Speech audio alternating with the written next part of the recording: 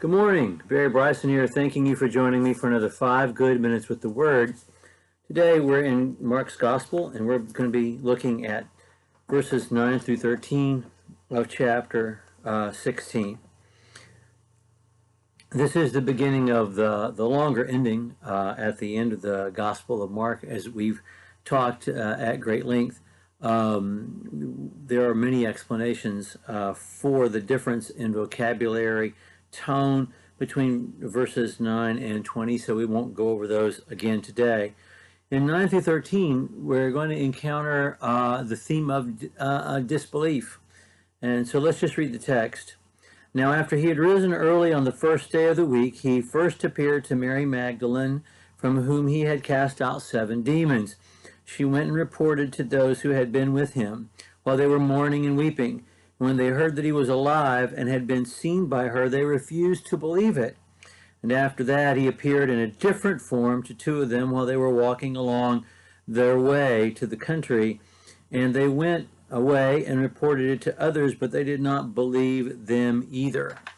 Okay, so both of these events are given in greater detail by other gospel writers. It seems in verses 12 and 13 he's referring to the Emmaus Road event, which we find in Luke chapter 24.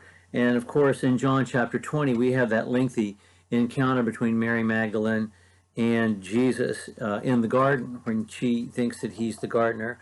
And I would suggest that you go to both those Gospels and read those events, because they're certainly worth the time. They're both so sweet and important and wonderful accounts of people meeting the risen Lord and not knowing who he is at the beginning, which is a theme that runs through both of these stories. The men on the Emmaus Road did not know they were talking to Jesus. They were not permitted to recognize him until they were sitting at dinner with him. And then they realized who he was, and he dematerialized before their eyes. And of course, Mary in the garden could not imagine that Jesus is still alive. It's such a touching moment.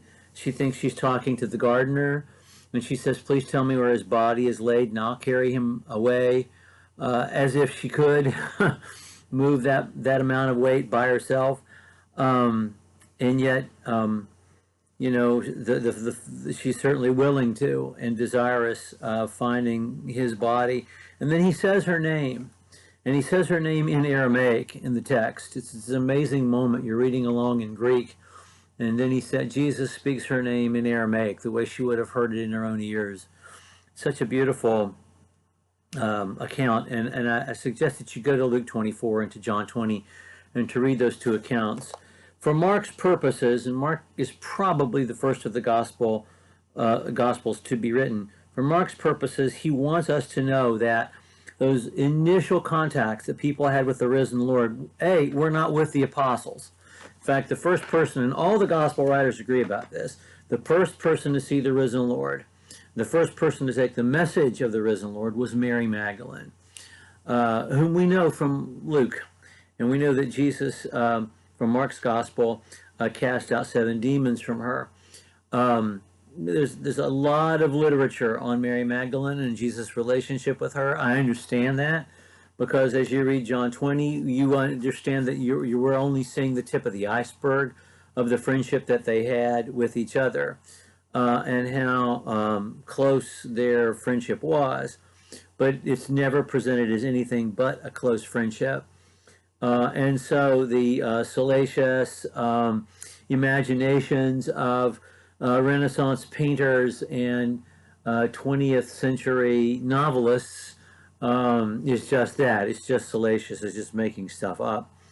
But we cannot deny from the text in John 20 that they had a very, very close friendship. And we see that. It's a wonderful moment. And Mary Magdalene is the first to see the risen Lord and the first to take the message that he is risen. And then the men from Emmaus, these are male disciples, but they're not believed either. And so the theme is the apostles were not the first to see the risen Lord. And then when they heard that he was risen, they doubted that he had. Until we're together next time, and he encounters his apostles, and so that's what we're dealing with in verses 9 through 13. Peter himself, as we've mentioned before, has told this story. Of course, this is probably Mark writing, finishing the account. That's my opinion, anyway. Someone else is finishing the story up at this point. But one imagines Peter having to tell this about himself, that he initially doubted. In fact, in John's Gospel, he and John run to the tomb to see whether or not it really is empty. John is quicker and gets there first, and he just peeks in and sees.